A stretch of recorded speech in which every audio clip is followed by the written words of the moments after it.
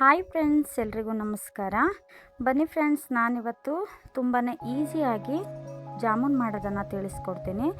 ಇಲ್ಲಿ ನಾನು ಯೂಸ್ ಮಾಡ್ತಾ ಇರೋದು ಬಂದುಬಿಟ್ಟು ಅಂಗನವಾಡಿಯಲ್ಲಿ ಹಾಲು ಪೌಡರ್ ಕೊಡ್ತಾರಲ್ಲ, ಅದನ್ನು ಯೂಸ್ ಮಾಡ್ಕೊಳ್ತಾ ಇದ್ದೀನಿ.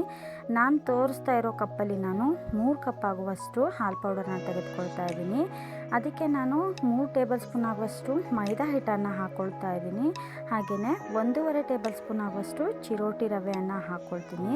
ಇದನ್ನು ನಾನು ಒಂದ್ಸಲ ಚೆನ್ನಾಗಿ ಮಿಕ್ಸ್ ಮಾಡ್ಕೊಳ್ತೀನಿ. ತುಂಬಾ ಚೆನ್ನಾಗಾಗುತ್ತೆ ಫ್ರೆಂಡ್ಸ್ ಈ ಜಾಮೂನು. ಎಲ್ಲರೂ ಕೂಡ ಟ್ರೈ ಮಾಡ್ತೀರಾ ಅಂತ ಅಂದ್ಕೊಳ್ತೀನಿ. ಹಾಗೆಯೇ ಯಾರೆಲ್ಲ ಮೊದಲ ಬಾರಿಗೆ ವಿಡಿಯೋನ ನೋಡ್ತಾ ಇದ್ದೀರಾ, ಪ್ಲೀಸ್ ಸಬ್ಸ್ಕ್ರೈಬ್ ಮಾಡ್ಕೊಂಡು ವಿಡಿಯೋನ ನೋಡಿ. ಹಾಗೆ ಪಕ್ಕದಲ್ಲೇ ಬರುವ ಬೆಲ್ಲೈಕನನ್ನು ಕ್ಲಿಕ್ ಮಾಡಿ, ಅದರಲ್ಲಿ ಆಲ್ ಅನ್ನುವ ಬಟನನ್ನು ಪ್ರೆಸ್ ಮಾಡಿ. ಇದರಿಂದ ನಾನು ಹಾಕುವಂತಹ ವಿಡಿಯೋಗಳ ನೋಟಿಫಿಕೇಷನ್ ನಿಮಗೆ ಬಹುಬೇಗನೆ ದೊರೆಯುತ್ತದೆ. ಇದರಿಂದ ನೀವು ಸುಲಭವಾಗಿ ನನ್ನ ವಿಡಿಯೋಗಳನ್ನು ನೋಡ್ತಾ ಇರ್ಬೋದು ಫ್ರೆಂಡ್ಸ್. ಇವಾಗ ನಾನು ಒಂದ್ಸಲ ಚೆನ್ನಾಗಿ ಇದನ್ನು ಮಿಕ್ಸ್ ಮಾಡ್ಕೊಳ್ತಾ ಇದ್ದೀನಿ.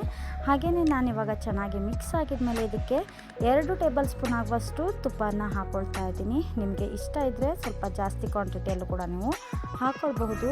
ಹಾಗೆಯೇ ಇಷ್ಟ ಇಲ್ಲ ಅಂದರೆ ಸ್ವಲ್ಪ ಎಣ್ಣೆ ಕೂಡ ನೀವು ಆ್ಯಡ್ ಮಾಡ್ಕೊಳ್ಬೋದು. ಆದರೆ ತುಪ್ಪ ಹಾಕ್ಕೊಳ್ಳೋದ್ರಿಂದ ಟೇಸ್ಟು ತುಂಬಾ ಚೆನ್ನಾಗಿರುತ್ತೆ.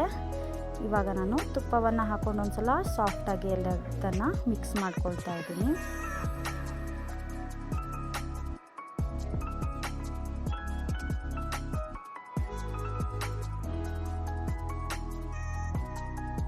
ಹಾಗೆಯೇ ಫ್ರೆಂಡ್ಸ್, ನಾನು ಇದನ್ನು ಕಲಿಸ್ಕೊಳ್ಳೋದಕ್ಕೆ 1 ಕಪ್ ಆಗುವಷ್ಟು ಹಾಲನ್ನು ತೆಗೆದುಕೊಳ್ತಾ ಇದ್ದೀನಿ. ಉಗುರು ಬೆಚ್ಚಗಿನ ಹಾಲಾದರೂ ನಡೆಯುತ್ತೆ, ಅಥವಾ ಕುದಿಸಿ ತಣ್ಣಗಾಗಿರೋಂಥ ಹಾಲಾದರೂ ನಡೆಯುತ್ತೆ ಫ್ರೆಂಡ್ಸ್. ಇದನ್ನು ನಾನು ಸ್ವಲ್ಪನೇ ಹಾಕ್ಕೊಂಡು ಸಾಫ್ಟಾಗಿ ಮಿಕ್ಸ್ ಮಾಡ್ಕೊಳ್ತಾ ಇದ್ದೀನಿ. ತುಂಬಾ ಗಟ್ಟಿಯಾಗಿ ನಾವು ಚಪಾತಿನೆಲ್ಲ ಮಿಕ್ಸ್ ಮಾಡ್ಕೊಳ್ತೀವಲ್ಲ ಹಿಟ್ಟನ್ನು, ಆ ರೀತಿ ಮಾಡಬಾರ್ದು. ತುಂಬಾ ಸಾಫ್ಟಾಗಿ ಇದನ್ನು ನಾವು ಕಲಿಸ್ಕೋಬೇಕಾಗತ್ತೆ.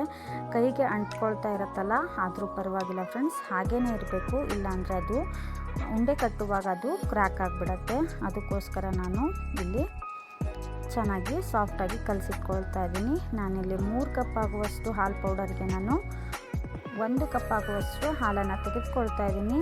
ಅದರಲ್ಲಿ 1/4 ಭಾಗದಷ್ಟು ಹಾಲನ್ನು ಯೂಸ್ ಮಾಡ್ಕೊಳ್ತೀನಿ. ಇನ್ನು 1/4 ಭಾಗದಷ್ಟು ಹಾಲು ಹಾಗೆ ಉಳಿಯುತ್ತೆ.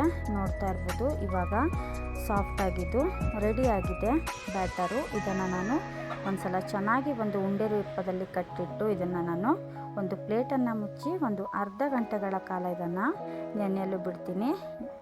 ಹಾಗೆಯೇ ನಾವಿವಾಗ ಶುಗರ್ ಸಿರಪನ್ನು ಮಾಡ್ಕೊಳ್ಳೋಣ ಫ್ರೆಂಡ್ಸ್. ಅದಕ್ಕೆ ನಾನಿಲ್ಲಿ ಒಂದು ಪಾತ್ರೆನ ತೆಗೆದುಕೊಳ್ತಾ ಇದ್ದೀನಿ. ಹಾಗೆಯೇ ಇದಕ್ಕೆ ನಾನು ಉಳಿದಿರುವಂತಹ ಹಾಲನ್ನು ಹಾಕ್ಕೊಳ್ತಾ ಇದ್ದೀನಿ. ನಿಮಗೆ ಇಷ್ಟ ಇದ್ದರೆ ಹಾಲನ್ನು ಯೂಸ್ ಮಾಡ್ಬೋದು, ಇಲ್ಲಾಂದರೆ ನೀರಲ್ಲೇ ನೀವು ಮಾಡ್ಕೊಳ್ಬೋದು. ಹಾಗೆಯೇ ನಾನಿಲ್ಲಿ ಸಕ್ಕರೆಯನ್ನು ಹಾಕ್ಕೊಳ್ತಾ ಇದ್ದೀನಿ. 3 ಕಪ್ ಆಗುವಷ್ಟು ಹಾಲು ಪೌಡರಿಗೆ ನಾನು 2.5 ಕಪ್ ಆಗುವಷ್ಟು ಸಕ್ಕರೆಯನ್ನು ಹಾಕ್ಕೊಂಡಿದ್ದೀನಿ. ಹಾಗೆಯೇ ನಾನಿಲ್ಲಿ 2.5 ಕಪ್ ಆಗುವಷ್ಟು ನೀರನ್ನು ಕೂಡ ಆ್ಯಡ್ ಮಾಡ್ಕೊಳ್ತೀನಿ. ಹಾಗೆಯೇ ಇದನ್ನು ನಾನು ಕುದಿಯಲು ಬಿಡ್ತೀನಿ ಫ್ರೆಂಡ್ಸ್. ನೋಡ್ತಾ ಇರ್ಬೋದು, ಇವಾಗ ಶುಗರ್ ಸಿರಪ್ ಇವಾಗ ಕುದೀತಾ ಇದೆ. ಮೇಲ್ಗಡೆ ಈ ರೀತಿ ಬರುತ್ತಲ್ಲ ಫ್ರೆಂಡ್ಸ್, ಅದನ್ನು ತೆಕ್ಕೊಳ್ಬೇಕು. ಇಲ್ಲಾಂದರೆ ಕ್ಲಿಯರ್ ಆಗಿರುವಂತಹ ಶುಗರ್ ಸಿರಪ್ ನಮಗೆ ಸಿಗೋದಿಲ್ಲ. ಈ ರೀತಿ ತಕ್ಕೊಳ್ಳೋದ್ರಿಂದ ನಮಗೆ ಚೆನ್ನಾಗಿರುವಂತಹ ಶುಗರ್ ಸಿರಪ್ಪು ಸಿಗತ್ತೆ. ಹಾಗೆಯೇ ಇದು ಚೆನ್ನಾಗಿ ಕುದೀತಾ ಇದೆ, ನೋಡ್ತಾ ಇರ್ಬೋದು. ಇದನ್ನು ಪಾಕ ಬರೋವರೆಗೂ ಕುದಿಸುವ ಅವಶ್ಯಕತೆ ಏನಿಲ್ಲ ಫ್ರೆಂಡ್ಸ್. ಹಾಗೆಯೇ ನಾವು ಇದು ಜಸ್ಟ್ ಸಕ್ಕರೆ ಕರಗಿದ್ರೆ ಸಾಕು, ಅಲ್ಲಿಯವರೆಗೂ ನಾವು ಕುದಿಸ್ಕೊಳ್ಬೇಕಾಗತ್ತೆ.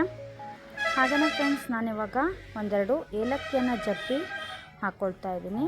ನೀವು ಬೇಕಾದರೆ ಎಲೈಚಿ ಪೌಡರನ್ನು ಕೂಡ ಆ್ಯಡ್ ಮಾಡ್ಕೊಳ್ಬಹುದು.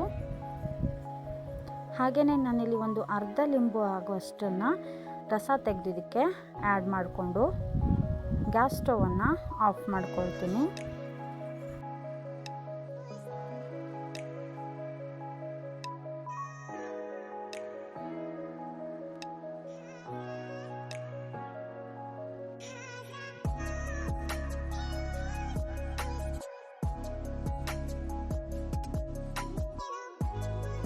ಶುಗರ್ ಸಿರಪ್ ಕೂಡ ರೆಡಿಯಾಗಿದೆ. ಇವಾಗ ನಾನು ಜಾಮೂನಿನ ಹಿಟ್ಟಿಗೆ ಬರ್ತೀನಿ ಫ್ರೆಂಡ್ಸ್. ಇವಾಗ ನಾನು ಇದನ್ನು ಚೆನ್ನಾಗಿ ಒಂದ್ಸಲ ಸಾಫ್ಟಾಗಿ ಮಿಕ್ಸ್ ಮಾಡ್ಕೊಂಡಿದ್ದೀನಿ. ಹಾಗೆಯೇ ಇವಾಗ ಕೈಗೆ ಸ್ವಲ್ಪ ಎಣ್ಣೆಯನ್ನು ಹಚ್ಕೊಂಡು ನಾನು ಉಂಡೆಗಳ ರೀತಿ ಮಾಡಿ ಇಟ್ಕೊಳ್ತಾ ಇದ್ದೀನಿ. ನಾವು ಜಾಮೂನನ್ನು ಹೇಗೆ ರೆಡಿ ಮಾಡಿ ಇಟ್ಕೊಳ್ತೀವೋ ಆ ರೀತಿ, ಯಾವುದೇ ರೀತಿ ಕ್ರ್ಯಾಕ್ಸ್ಗಳಾಗಬಾರ್ದು ಫ್ರೆಂಡ್ಸ್. ಆ ರೀತಿಯಾಗಿ ನಾವು ನಿಧಾನಕ್ಕೆ ಇದನ್ನು ಉಂಡೆ ಮಾಡಿ ಇಟ್ಕೊಳ್ಬೇಕಾಗತ್ತೆ. ಇವಾಗಲೇ ಕ್ರ್ಯಾಕ್ ಆಗಿಬಿಟ್ರೆ ಎಣ್ಣೆಗೆ ಹಾಕಿದ ಮೇಲೆ ಇನ್ನೂ ಒಡೆಯೋ ಚಾನ್ಸಸ್ ತುಂಬಾ ಇರುತ್ತೆ. ಹಾಗೆಯೇ ನಾನಿವಾಗ ನಿಧಾನಕ್ಕೆ ಸಾಫ್ಟಾಗಿ ಇದನ್ನು ಉಂಡೆಗಳ ರೀತಿ ಕಟ್ಟಿ ಎತ್ತಿಟ್ಕೊಳ್ತಾ ಇದ್ದೀನಿ. ನೋಡ್ತಾ ಇರ್ಬೋದು, ಒಂದು ಕೂಡ ಕ್ರ್ಯಾಕ್ ಇಲ್ಲ ಫ್ರೆಂಡ್ಸ್. ಹಾಗೆಯೇ ಇವಾಗ ಎಣ್ಣೆ ಕೂಡ ಬಿಸಿ ಮಾಡಲು ಇಟ್ಕೊಂಡಿದ್ದೀನಿ. ಎಣ್ಣೆ ಲೋ ಫ್ಲೇಮಲ್ಲೇ ಇರಬೇಕು ಫ್ರೆಂಡ್ಸ್, ಯಾಕಂದರೆ ಹಾಲು ಪೌಡರ್ ಬೇಗ ಕಪ್ಪಗಾಗ್ಬಿಡತ್ತೆ. ಅದಕ್ಕೋಸ್ಕರ ನಾವು ಲೋ ಫ್ಲೇಮಲ್ಲಿ ಎಣ್ಣೆನ ಬಿಸಿ ಮಾಡಿಕೊಂಡು ಹಾಗೆಯೇ ಲೋ ಫ್ಲೇಮಲ್ಲೇ ಇದನ್ನು ಬೇಯಿಸ್ಕೊಳ್ಬೇಕಾಗತ್ತೆ. ಇವಾಗ ನಾನು ಜಾಮೂನನ್ನು ಇದರೊಳಗೆ ಬಿಡ್ತಾ ಇದ್ದೀನಿ. ಜಾಮೂನಿನ ಹಿಟ್ಟನ್ನು ಇದರಲ್ಲಿ ಬಿಟ್ಕೊಳ್ತಾ ಇದ್ದೀನಿ, ಒಂದೊಂದೇ ಉಂಡೆಗಳನ್ನು. ಹಾಗೆಯೇ ಇದನ್ನು ಲೋ ಫ್ಲೇಮಲ್ಲಿ ನಾನು ಚೆನ್ನಾಗಿ ಕಲರ್ ಬರುವವರೆಗೂ ನಾನು ಫ್ರೈ ಮಾಡ್ಕೊಳ್ತೀನಿ. ತುಂಬಾ ಚೆನ್ನಾಗಿರುತ್ತೆ ಫ್ರೆಂಡ್ಸ್. ಎಲ್ಲರೂ ಕೂಡ ಟ್ರೈ ಮಾಡಿದರೆ ಹೇಗೆ ಬಂದಿತ್ತು ಅನ್ನೋದನ್ನು ಕೂಡ ನನಗೆ ಕಾಮೆಂಟ್ ಬಾಕ್ಸಲ್ಲಿ ತಿಳಿಸಿ.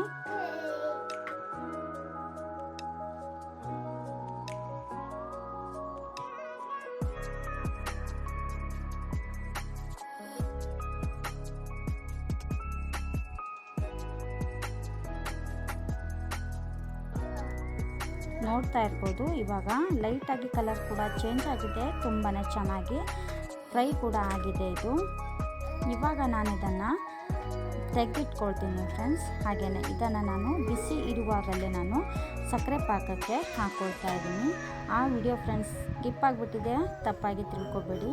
ಹಾಗೆಯೇ ನಾನು ಇವಾಗ ಸ್ವಲ್ಪ ಹೊತ್ತು ಬಿಟ್ಟು ತೋರಿಸ್ತಾ ಇರೋವಂಥದ್ದು. ಹಾಲು ಹಾಕಿರೋದ್ರಿಂದ ಆ ರೀತಿಯಾಗಿ ಕಾಣಿಸ್ತಾ ಇದೆ ಫ್ರೆಂಡ್ಸ್. ನಿಮಗೆ ಹಾಲೇನಾದರೂ ಇಷ್ಟ ಆಗಿಲ್ಲ ಅಂದರೆ ಸ್ಕಿಪ್ ಕೂಡ ಮಾಡ್ಬೋದು. ತುಂಬಾ ಸ್ಪಾಂಜಿಯಾಗಿ ತುಂಬಾ ಚೆನ್ನಾಗಿ ಬಂದಿತ್ತು ಫ್ರೆಂಡ್ಸ್. ಹಾಗೆಯೇ ಇಲ್ಲಿಯವರೆಗೆ ನನ್ನ ವಿಡಿಯೋ ನೋಡಿದ್ದಕ್ಕೆ ನಿಮಗೆ ಧನ್ಯವಾದಗಳು.